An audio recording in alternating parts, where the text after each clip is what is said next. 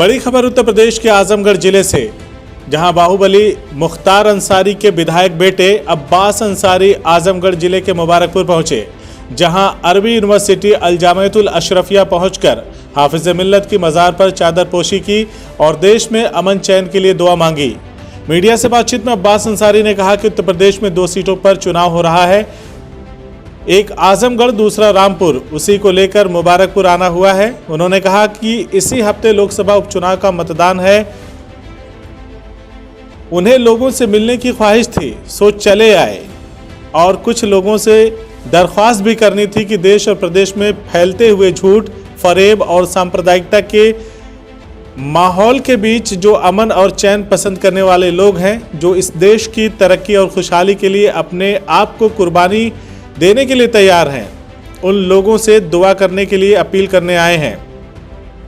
साथ ही अपने वोटों की ताकत देकर मजबूती से यह साबित कर दें कि कल भी हम सांप्रदायिकता के खिलाफ थे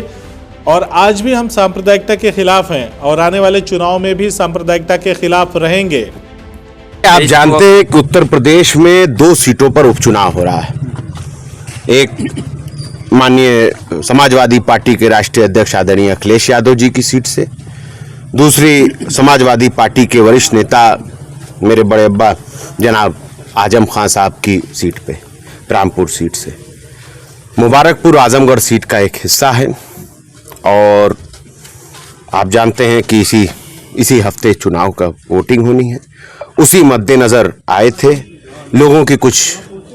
ख्वाहिशात थी मिलने की, उनसे मिलने आ गए थे। कुछ लोगों से दरख्वास्त करनी थी कि देश और प्रदेश में फैलते हुए झूठ, फरेब और सांप्रदायिकता के माहौल के बीच जो अमन और चैन पसंद करने वाले लोग हैं,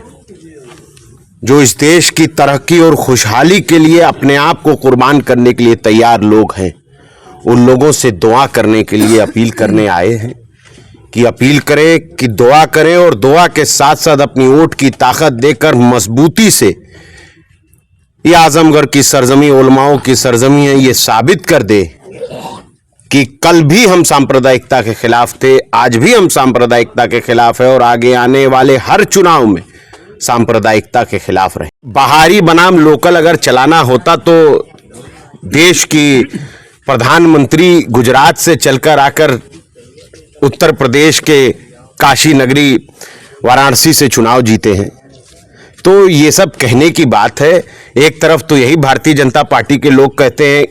कि एक देश है तो सब एक होना चाहिए, जहां उनका मामला नहीं बनता है वहां वो कई भीतरी और बाहरी की बात करते हैं। रही बात बाहरी की बात करने वाले, तो भारतीय जनता पार्टी के प्रत्याशी भी मेरे ख्याल से यहाँ के तो नहीं है,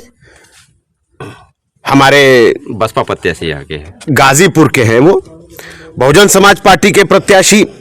मेरी प्रत्याशी से कोई गुरेज नहीं है क्योंकि हमारे उनसे बड़े अच्छे संबंध रहे हैं और हमारे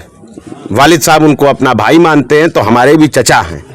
तो मैं उनके लिए नहीं बोलूँगा। मगर दिक्कत ये है कि वो जिस सिंबल के तले हैं, आज वो सिंबल हम सबके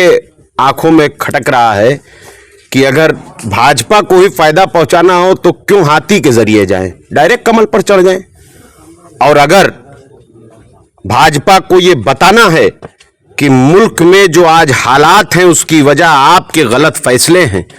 आज जो देश में प्रदेश में नौजवान आगजनी पर उतरे हुए हैं, उसके पीछे आपकी बिना सोच और विचार के